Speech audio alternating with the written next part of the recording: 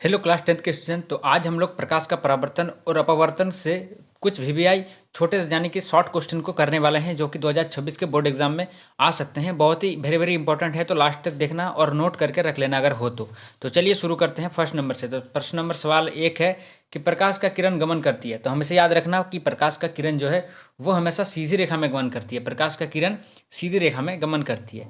बढ़ते अगले सवाल की ओर। प्रश्न नंबर 2, प्रकाश का वेग न्यूनतम होता है, यानी कि प्रकाश का जो वेग है, लाइट का जो वेग है, वो न्यूनतम कब होता है? जब वो कांच से होकर गुजरता है। ऑप्शन नंबर डी, प्रकाश का वेग कांच में न्यूनतम होता है। बढ़ते अगले सवाल की ओर देखेंगे। प्रश्न नंबर 3, मोटर गाड़ी के चालक के सामने लगा रहता है। तो मोटर गाड़ी जो होता है उसके चालक के सामने लगा रहता है उत्तल दर्पण। कौन सा दर्पण लगा रहता है? उत्तल दर्पण। सामने वाला जो लाइट रहता है उसमें लगा रहता है उत्तल दर्पण। Option number B. बढ़ते अगले सवाल की ओर देखेंगे। प्रश्न नंबर 4, मोटर कार के हेडलाइट में किसका प्रयोग होता है? तो मोटर कार जो हेडलाइट होता है उसमें आपका अवतल दर्पण का यूज होता है, उसमें अवतल दर्पण का यूज होता है। बढ़ते अगले सवाल की ओर। प्रश्न नंबर 5, समतल दर्पण द्वारा बना प्रतिबिंब होता है। तो यहाँ पे ऑप्शन है वास्तविक, काल्पनिक, दोनों, इनमें से कोई नहीं। तो देखो इसमें से समतल दर्पण द्वारा बना प्रतिबिंब जो है वो काल्पनिक होता है, जिसको हम लोग इंग्लिश में वर्चुअल कहते हैं। ठीक है, ऑप्शन नंबर बी इसका राइट आंसर हो जाएगा। बढ़ते अगले सवाल की ओर। प्रश्न नंबर 6, लेंस की क्षमता का असाय मात्रक। तो लेंस की क्षमता का जो असाय मात्रक होता है वो होता है डायप्टर। लेंस की क्षमता का असाय मात्रक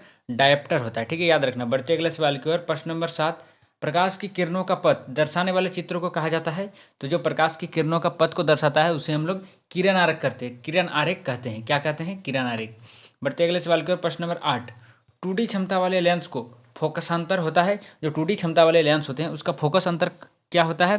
तो इसका आंसर हो जाएगा option number D, 50 centimetre. 2D क्षमता वाले लेंस का फोकस अंतर होता है 50 सेंटीमीटर। बढ़ते अगले सवाल की ओर। प्रश्न नंबर 9, किसी उत्तर लेंस का फोकस अंतर 50 सेंटीमीटर है तो उसकी क्षमता क्या होगी?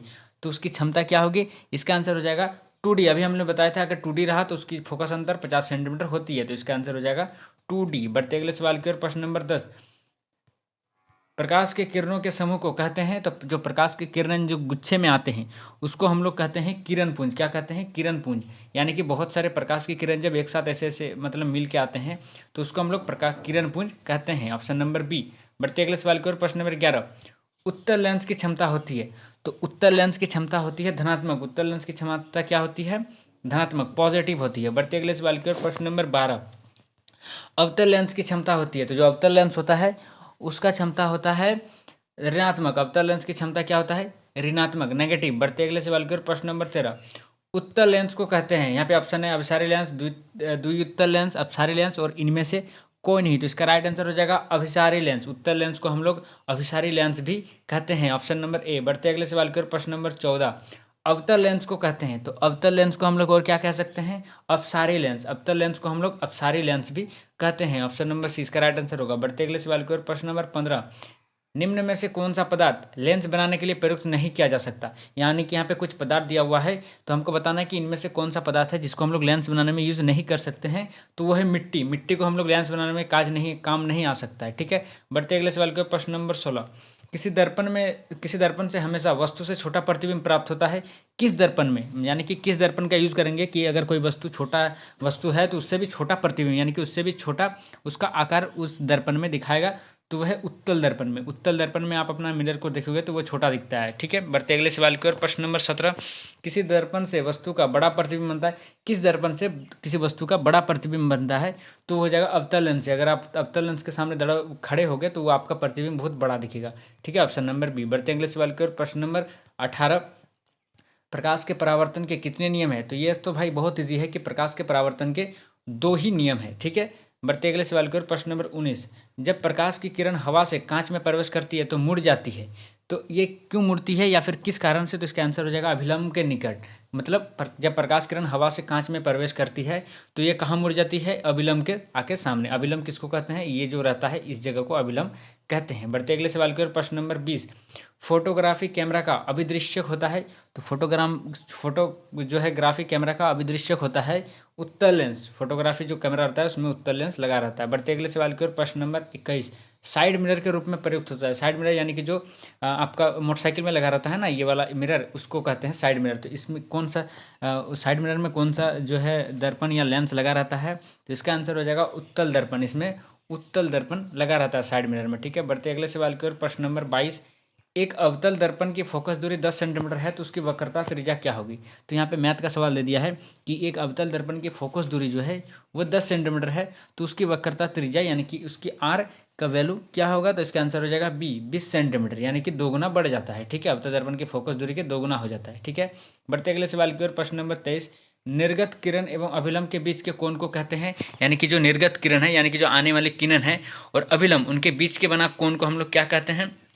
तो इसका आंसर रहेगा सी निर्गत कोण, या फिर इसको हम लोग बोल सकते हैं निर्गत कोण। ऑप्शन नंबर सी इसका आंसर हो जाएगा। अगर वो किरण रहता सिर्फ मतलब ऐसे रहता कि रेखा तो वो परावर्तन आपतन कोण हो जाता। ठीक है, लेकिन यहाँ पे निर्गत किरण बोला है तो इसका निर्गत कोण आंसर हो जाएगा। बढ़ते अगले सवाल की ओर। प्रश्न नंबर 24, सरल सूक्ष्मदर्शी में किसका उपयोग होता है। तो जैसे सरल सूक्ष्मदर्शी होता है उसमें उत्तल लेंस का उपयोग होता है। सरल सूक्ष्मदर्शी में उत्तल लेंस का उपयोग होता है। बढ़ते अगले सवाल की ओर। प्रश्न नंबर 25, किस लेंस के द्वारा सिर्फ काल्पनिक प्रतिबिंब बनता है। यानी कि आप किस लेंस का यूज करेंगे कि सिर्फ उसमें काल्पनिक प्रतिबिंब वर्चुअल इमेज ही बनेगा। तो इसका आंसर हो जाएगा बी अवतल दर्पण। आप जब भी अवतल दर्पण का अवतल लेंस का यूज करोगे तो हमसे काल्पनिक प्रतिबिंब बनेगा। बढ़ते अगले सवाल की ओर। प्रश्न नंबर 26, परावर्तन के नियम से निर्धारित होता है। तो हम जो परावर्तन के दो नियम पढ़ते हैं उससे क्या निर्धारित होता है।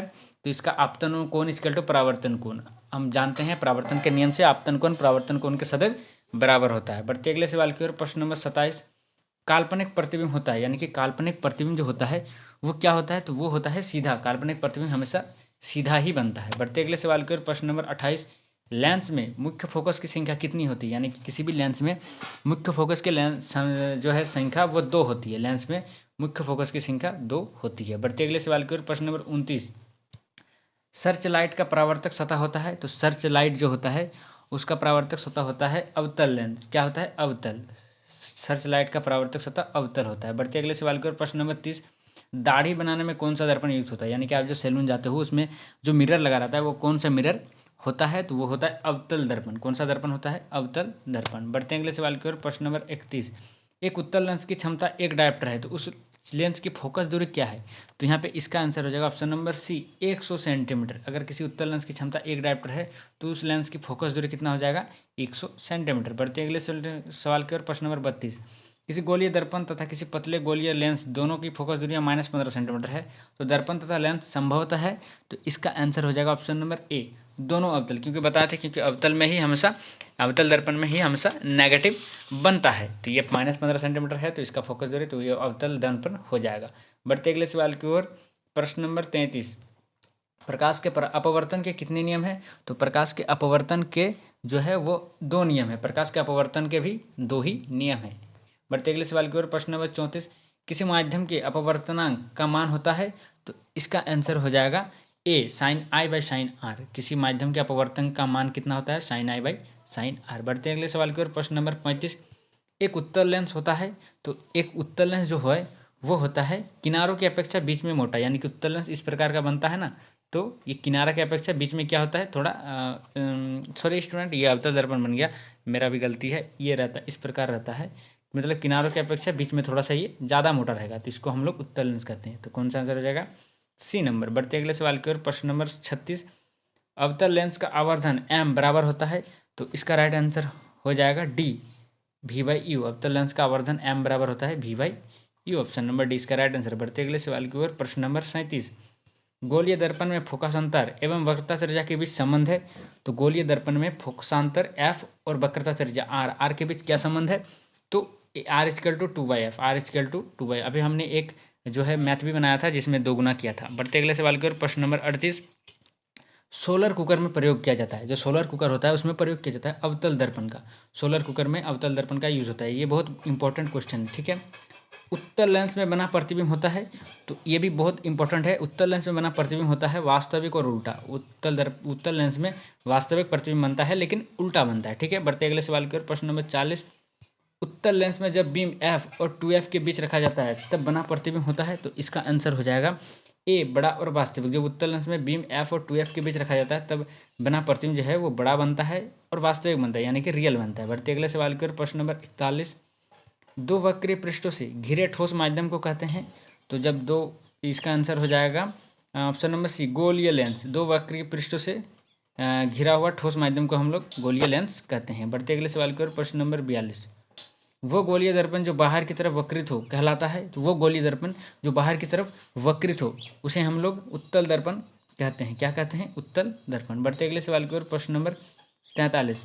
गोलीय दर्पण के परावर्तक पृष्ठ के केंद्र को दर्पण का कहा जाता है। तो गोलीय दर्पण के परावर्तक पृष्ठ के जो केंद्र होता है, बीच का जो होता है, उसको हम लोग क्या कहते हैं? उसको हम लोग ध्रुव कहते हैं। उसका क्या कहते हैं? ध्रुव। बढ़ते अगले सवाल की ओर। प्रश्न नंबर 44। किसी लेंस द्वारा उत्पन्न आवर्धन का असाई मात्रक क्या होता है? तो किसी भी लेंस द्वारा उत्पन्न आवर्धन का असाई मात्रक होता है मात्रक विहीन, यानी कि उसका कोई मात्रक होता ही नहीं है। जो किसी भी लेंस का उत्पन्न जो आवर्धन होता है उसका असाई मात्रक कुछ भी होता ही नहीं है। इसका आंसर डी। बढ़ते अगले सवाल की ओर। प्रश्न नंबर 45। लेंस के केंद्र बिंदु को क्या कहते हैं? तो लेंस के केंद्र बिंदु को जो है प्रकाशिक केंद्र कहते हैं। लेंस के केंद्र बिंदु को प्रकाशिक केंद्र कहा जाता है। बढ़ते अगले सवाल की ओर। प्रश्न नंबर 46। किसी शब्दकोश में पाए गए छोटे अक्षरों को पढ़ते समय आप निम्न में से कौन सी लेंस पसंद करेंगे? यानी कि किसी शब्दकोश में, यानी किसी डिक्शनरी में अगर कोई अक्षर बहुत छोटा है तो आप इसमें से कौन सी लेंस जो है, कौन सा लेंस पसंद करेंगे? तो इसका आंसर हो जाएगा सॉरी स्टूडेंट, थोड़ा सा लेट, 5 सेंटीमीटर फोकस दूरी का उत्तल लेंस, 5 सेंटीमीटर फोकस दूरी का उत्तल लेंस का हम लोग इसमें यूज़ कर सकते हैं। बढ़ते अगले सवाल की ओर। प्रश्न नंबर 47। इनमें से कौन सा दर्पण का सूत्र है? तो यहाँ पे कुछ दिया हुआ है इक्वेशन हमको, तो हमको बोला है कि यहाँ इनमें से कौन सा दर्पण का सूत्र है। तो ये होता है 1/v + 1/u = 1/f। Option number A इसका राइट आंसर होगा। बढ़ते अगले सवाल की ओर। प्रश्न नंबर 48। गोली दर्पण का वक्रता केंद्र को किस अक्ष से निरूपित किया जाता है? तो जो गोली दर्पण होता है उसके वक्रता केंद्र को जो है वो ओ से निरूपित किया जाता है। ठीक है। बढ़ते अगले सवाल की ओर। प्रश्न नंबर 39। निर्वात में प्रकाश की छाल है।